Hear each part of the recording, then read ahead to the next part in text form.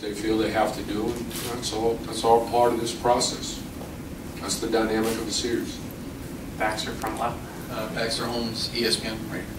Steve Kerr was asked before the game about LeBron, the athlete, and where he kind of ranks in the world in that category. He half jokingly said, "Well, you know, I don't know if there's anyone better. Maybe American Pharaoh." Where in that discussion, where do you rank him in terms of all sports, everything, just LeBron, the athlete, in the world, obviously? The athlete or the athlete? Athlete player. Just the amongst all athletes in the world. What would I rank? I don't know. I put it this way: I put my money on him in the decathlon. Does that help? Yeah. David Jeffzodi, USA Today. David, just a quick update health-wise on Matthew Dellavedova, where he is after last night, and Iman Shumpert's shoulder. Good news on Shump's shoulder. He had an MRI. He was examined and evaluated by our medical staff. He has a bruised shoulder. It is painful, but fortunately, no serious damage. That's really, really good news. Delhi obviously suffering from some fatigue. I don't know whether to call it dehydration or something else, but the tank is low, and we're doing everything we can to fill it back up. That's the best way I can describe it for you. Jeff, over here. To follow up on those, Coach, do you expect both of them to play tomorrow? I do, yes. 3, Spears, please raise your hand. Mark, over here up in the front. Have you talked to Delhi, and do you maybe even limit his minutes, or how concerned are you when you put him in tomorrow, what he could potentially do? Well, I told him I was going to limit his minutes, and he said, "No, you're not." Look, we got to be realistic and keep our eyes on him and see how he recovers. He emptied the tank last night, and hopefully in the ensuing 48 hours he's going to be able to catch up and to get back up to par, so to speak, in terms of his body. But he'll be out there, and we'll just monitor how he's doing. I'm not going to come in there with a specific minute restriction, but we'll definitely be conscious of it. And have you had a chance to visit with Kyrie? I did. I just saw Kyrie now. He was in our session in the locker room, and it was great to see him. He's on crutches with a cast, but he's in good spirits, and we're just all hoping and wishing him a very, very speedy recovery and a 100% recovery, which I'm sure will be the case. Noah, right here. Noah Koslov, City Sport. LeBron has consistently talked about that he's doing everything that his teammates ask him to do, that his teammates are asking him to do a lot. What are you specifically asking LeBron to do? Everything that he's doing. Tom in the back right. Tom Aberser, ESPN. Coach, usually with teams it's an either-or proposition, whether you crash the offensive boards or you get back in transition. It seems like you guys are doing both. How are you able to do that against the Warriors? Well, I mean, there's different tactics for that, and either point is a good one. And we're doing a good job in that. I'm not going to tell you exactly what, but I will tell you that it's hard to do both at a high level of efficiency. We're doing a pretty good job of that.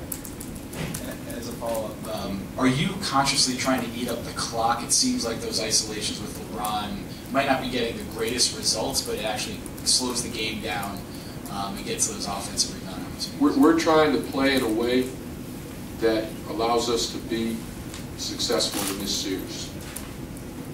And whatever that means, or however that looks, or however it's interpreted, is fine with me. we know what we want to do. We know how we want to play and how we need to play. The important thing is to execute it and to work at it on both ends of the court. I think we're doing a decent job of that. Mark, here in the front. Mark Schwartz, ESPN. David, Kyrie and Dellavedova go back a couple of years going to war against each other in practices. At first, apparently, Kyrie was a little bit not so happy about Dellavedova and his tactics and his defense. Can you talk about the way that you've seen those two evolve in their relationship and how Kyrie perhaps has made Dellavedova the player he is in this series? Well, you know, when you have one guy that's the hands-down star of the team, and then you have another guy trying to make the team, competing for his position, then you can probably expect some friction in practice. And maybe some of that existed before. I wasn't here, so I can't honestly tell you. I've seen nothing but good relations between the two of them since the day I walked in the door. But I can certainly understand where that may have come from. And I think that Delly, rightfully so, has earned Kyrie's respect. And I think that Kyrie has also lifted him up by encouraging him, by giving him confidence, by talking with him, by believing in him. You know, we played the two of them together a good bit this year, Mark, also, you know, in some winning situations because of the particular skill sets that both of them possess. You have just a great relationship there between the two of them. And you want that between your starting point guard and your backup point guard. And obviously right now the tables have turned and Kai is out, so he's just, you know, he's just supporting Delly. But you know, I think they've helped each other grow a great deal, and you know, that's one of the great things about a dynamic of a team. Last two in the back and over here, Chris. Coach here in the middle, Aaron Goldhammer, ESPN Cleveland. What was the moment, if there was one, when you realized that the Cavs maybe had something special in Matthew Dellavedova?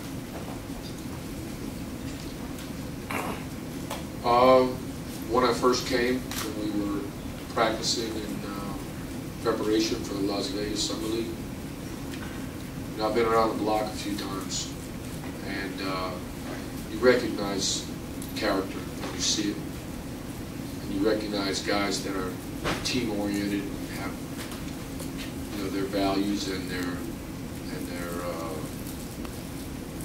ideals for how to play the game in the right place. You don't see it as much as you'd like, but when you do, it's easily recognizable. So, you know, if you're asking what I knew that pretty quick. Chris, last one in the back. Hey, David, Chris Sheridan News. Chris? Been around the block a few times, as you said. This question a little bit out of left field, but I'm curious as to your answer. You dealt with the media. You got second guessed like crazy last year in Maccabi. You got second guessed a lot this year in Cleveland. How is the American media different from, say, the Israeli media or the Russian media that you've dealt with in recent years? I didn't set him up for that question. And I really want to answer it, but I'm not going to.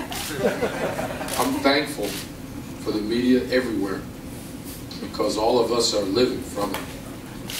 And it's great that so many people care about the game, and it's great that so many people are interested in it. It's great that so many people critique it.